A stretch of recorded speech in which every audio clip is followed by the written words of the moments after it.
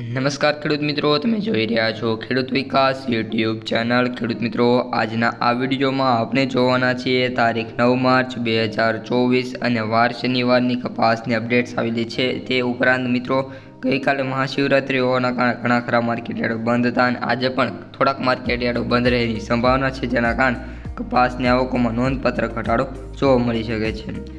સૌપ્રથમ ખેડૂત મિત્રો, આપણે કપાસના બંને વાયદા વિશે આજના વિડીયોમાં માહિતી મેળવી લઈશું અને આવતા અઠવાડિયામાં કપાસના ભાવ કેવા રહેશે તેની પણ જરાક એવી માહિતી મેળવી લઈશું। તેથી વિડીયોમાં અંત સુધી બન્યા રહેજો અને ચેનલમાં નવા હોય તો ખાસ ચેનલને સબસ્ક્રાઈબ કરી વિડીયો પસંદ આવે તો લાઇક કરવાનું ભૂલતા નહીં।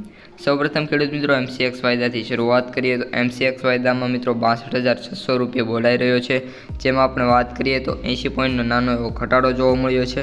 પરંતુ તેની સામે જે આપણે ન્યુયોર્ક કોટન વાયદો છે મિત્રો, તેમાં આપણે બપોર પછી જે ઘટાડો જોવા મળ્યો છે તે અવિશ્વસનીય છે, કારણ કે બપોરે 2 થી 3 વાગ્યા સુધીમાં આપણે જેમ બપોરના બીજા ભાગમાં કહ્યું હતું કે એમ ન્યુયોર્ક કોટન વાયદો $100 પહોંચી ગયો હતો। ત્યારબાદ મિત્રો આપણે વાત કરીએ તો એવો ઘટાડો થયો છે અને ત્યારબાદ ત્યાંથી સીધો જ $95.28 અત્યારે બોલાઈ રહ્યો છે। ન્યુયોર્ક કોટન વાયદામાં જોરદાર મંદી જોવા મળી છે, જેનું કારણ એ હોઈ શકે છે કે જ્યારે આજે બજાર ખુલશે ત્યારે કપાસના ભાવમાં પણ નાની મોટી મંદી જોવા મળવાની સંભાવના દેખાઈ રહી છે, કારણ કે જેમ જેમ ન્યુયોર્ક કોટન વાયદો મિત્રો નીચો આવે તેમ તેમ કપાસના ભાવ પણ અવશ્ય નીચે આવતા જોવા મળે છે।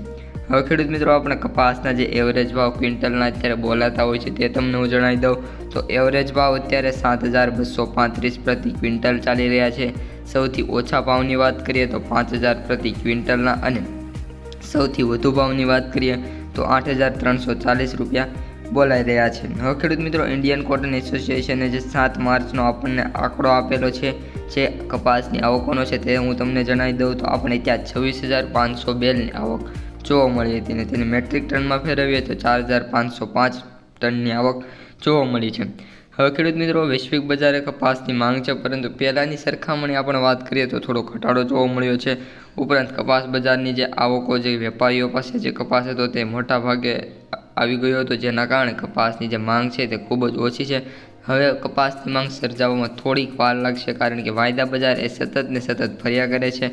અમુક સમયે ખૂબ જ ઊંચા આવી જાય છે તો ફરી તે સમયે જ પાછા નીચા આવી જાય છે, જેના કારણે ખેડૂતોને જે કપાસના ભાવ વધવા જોઈએ એવા વધતા નથી। તો ખેડૂત મિત્રો, આ જ અત્યારે એક કારણ છે, બીજું તો કયું કારણ દેખીતું કારણ છે નહીં કપાસના ભાવ વધવાનું, અને માર્ચ એન્ડ છે એટલે કંપનીઓનું છેલ્લું આખર મહિનો છે, જેના કારણે ખરીદી અને એમાં વધારો થઈ શકે છે। આવતા વર્ષથી ખરીદી માટે કરી શકે છે, જેના કારણે કપાસના ભાવની જે કોટન હોય છે તે ખરીદીને ભાવમાં વધારો થઈ શકે છે। તો બસ મિત્રો, આ તો આજનો વિડીયો કેવો લાગ્યો કમેન્ટમાં જણાવી દેજો। અસ્તુ, જય હિન્દ।